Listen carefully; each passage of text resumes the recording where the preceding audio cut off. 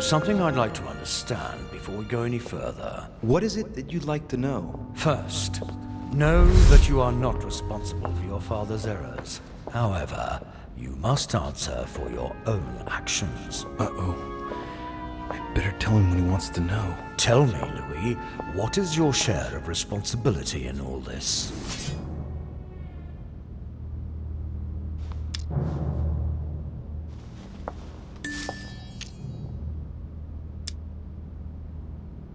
Nothing at all.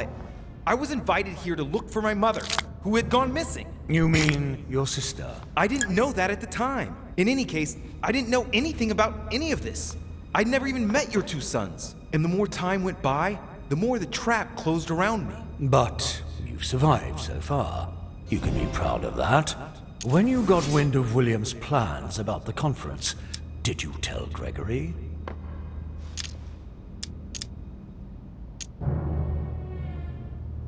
No, but I had only been here a short time. I didn't trust Gregory any more than I did William. I came here for Sarah's sake, not to take part in all their twisted machinations. Certainly, but you made your choice. Deciding not to act is a choice like any other. So then, what did you do to thwart William?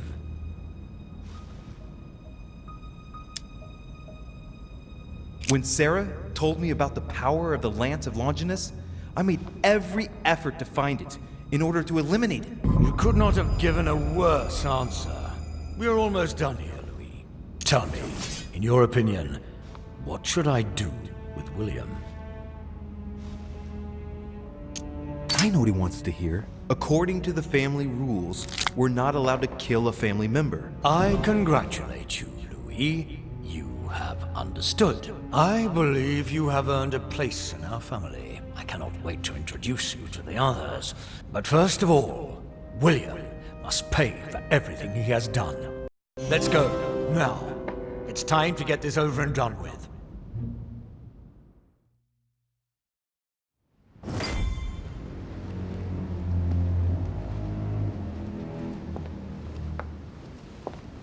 William! Gregory should never have trusted you. I knew he shouldn't have come here. You evil little cockroach. No, Father. Wait. It's over, my son. You've gone too far this time. Oh, Father. By the way, I have a little surprise for you. Now what have you done? Let me introduce you to my new servants. You know, I have studied our talents closely, and as you see, they Do you really think that mutilating your servants so that they can't hear is going to save you? Well, I admit that was the idea. You are pathetic. On your knees. I can feel you entering. Your ego has always been your weakness, my son. You are your worst enemy. When will you understand that no lock is impenetrable? No! If you're the only one who can master them, all I need to do is master you. Stop! No! You gambled. You lost. Look, Louis. Look at him. You broke the most important of our family rules, William. The one that gives meaning to all the others. Thou shalt not kill. Never, ever kill a member of our family. What's going to happen to him? He will be buried alive. But don't worry about that. It is over. Everything that belonged to him is yours now. And I am proud to welcome you among us. Thank you. You deserve to join us, Louis. You have great potential and many things to learn. Come to me. I'm coming.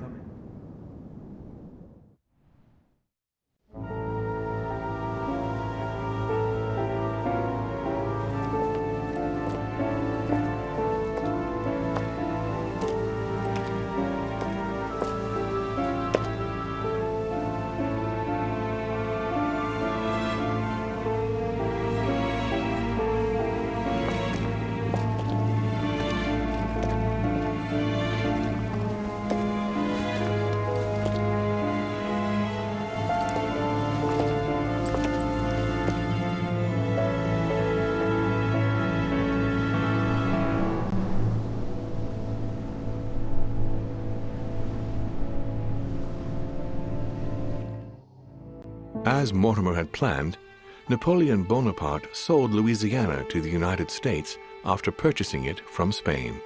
Bonaparte continued his political and military ascension until he proclaimed himself emperor. He went on to invade a large part of Central Europe. The legend of Napoleon persisted after his death, conferring on the emperor the role of Messiah for France.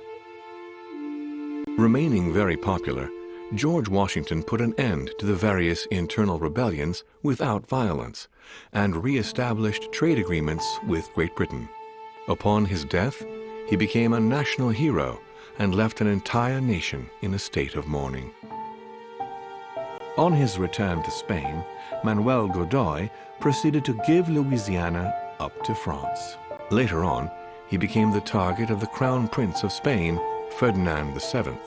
The latter gave no respite to his mother's lover, going as far as condemning him to exile. He confiscated all of Manuel's titles and possessions, as well as those of his mistress, Pepita. Pursued, they ended up living out their last years in France in poverty and anonymity. The influence von Wollner had over King Frederick William ironically ended up working against him. The sovereign thrust him into increasing repression until the end of his reign. Von Wollner became the object of the people's hatred, was therefore stripped of his titles and land by the new king, and died in poverty to general indifference in the Prussian countryside. The Duchess, through her close ties with the crown, made it possible for Great Britain to build closer links with the United States on both the diplomatic and commercial fronts. She became inseparable from Marchioness Cunningham, reputed for being the most influential mistress of King George IV of England, and whom she inducted into the Golden Order. His Eminence, having successfully accomplished his mission, returned to His Holiness the Pope with full honors. Although all his ambitions had become possible, to the stupefaction of his entourage, the Cardinal preferred to retire to his Tuscan monastery, far from all political and diplomatic entanglements. Fascinated by the techniques involved in exorcism and demonology, he dedicated the last years of his life to the study of Inquisition reports.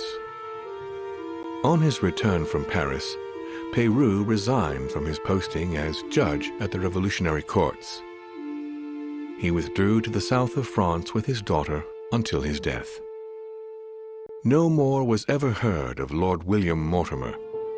His sudden disappearance was the subject of conversations in the European courts, but only for a few months.